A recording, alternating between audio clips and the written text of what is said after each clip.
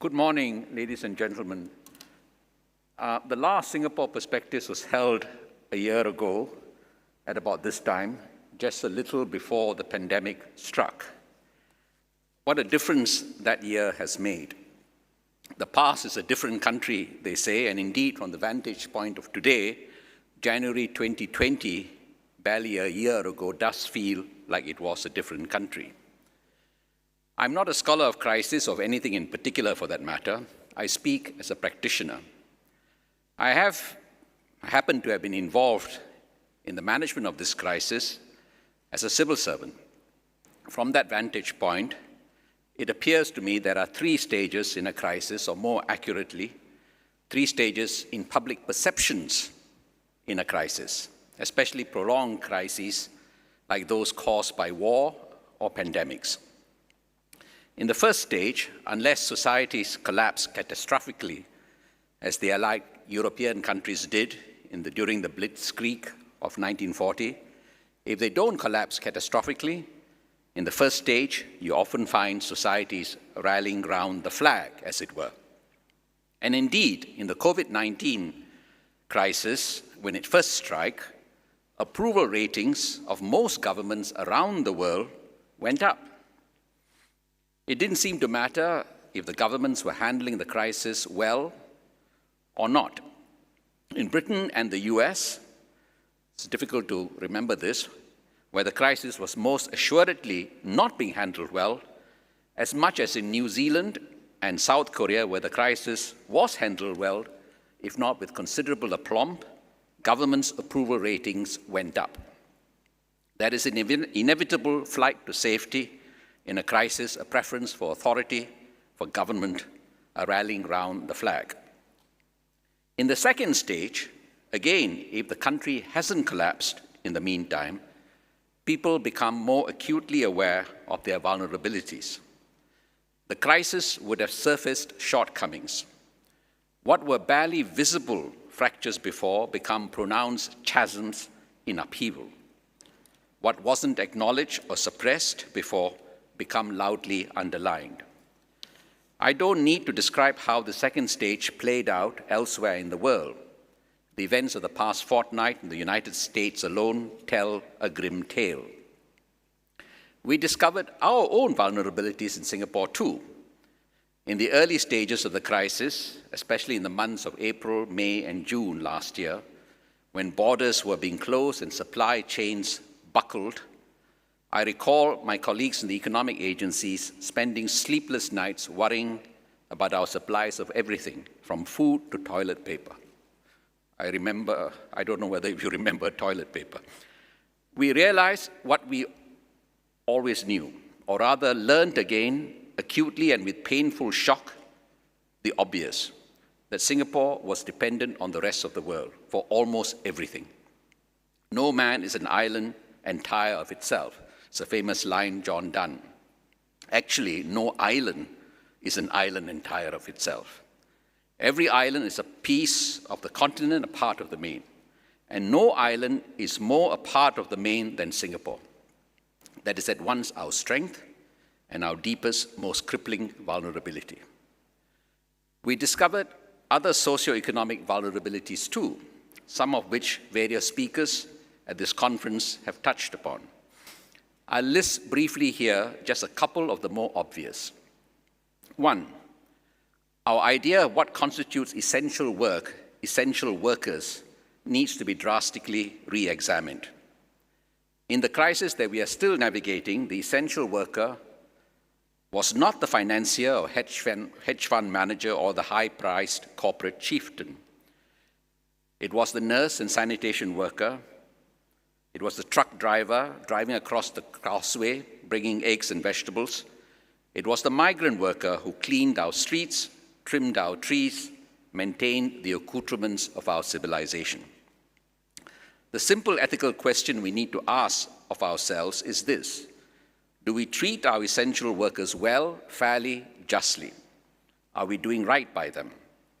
When the crisis is over, will we remember what we owe to the nurses who got us through, the swabbers who sobbed you this morning, the migrant workers who bore the brunt of the pandemic outbreak? Will we remember?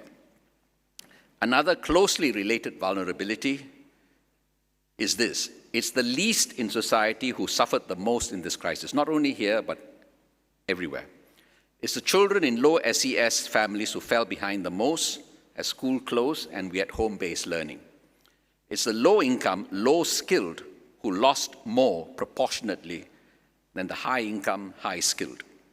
Indeed, many high-income, high-skilled benefited from the crisis.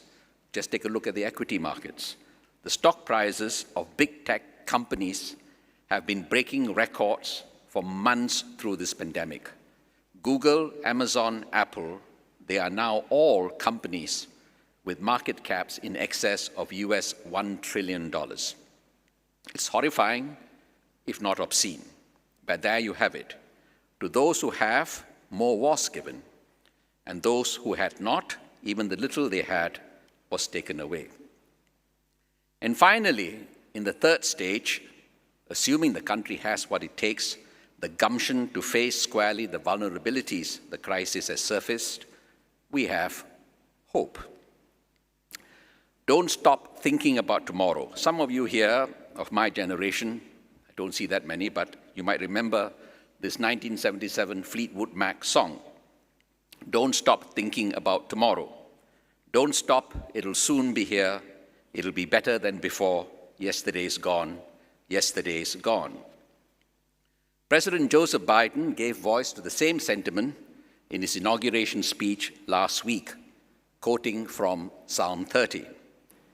Weeping may endure for a night, but joy cometh in the morning. For the sake of the world, we wish him well.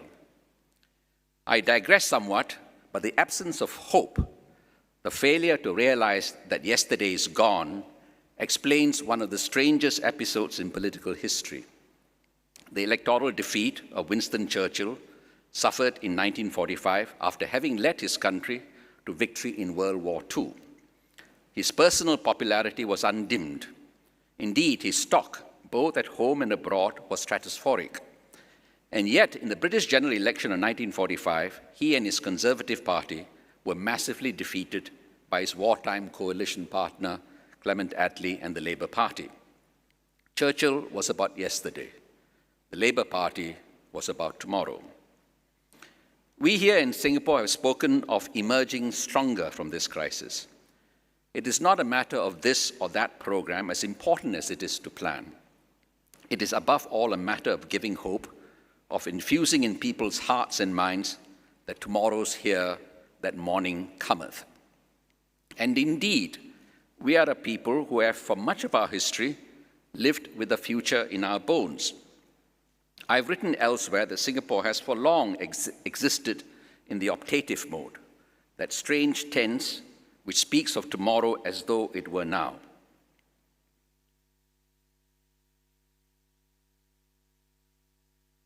In part, this arises from the circumstances of our birth.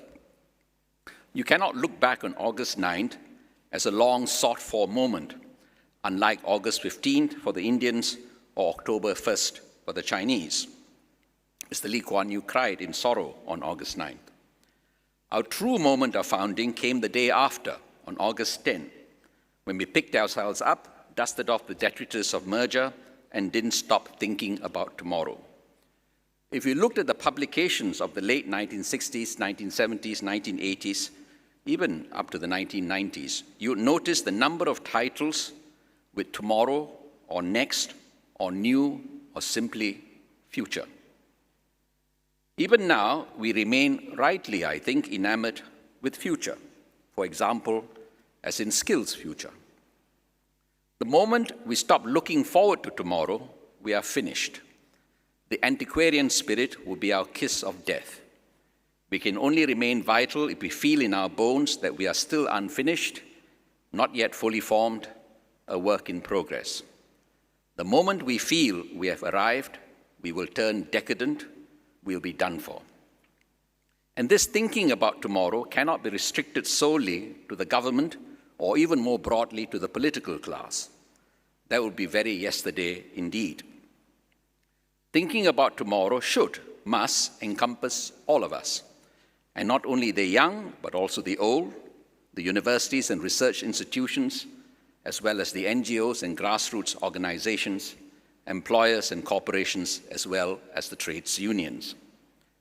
Thus, the theme of this conference, Reset, and thus the 18-month project IPS is embarking on, of which this conference is a part of, Reimagining Singapore 2030.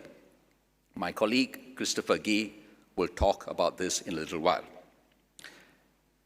I think these should be our watchwords: reimagine, renewal, renaissance. Not forgetting remembering, for this is how we have always emerged from crises, by never stopping to think about tomorrow. Thank you, ladies and gentlemen.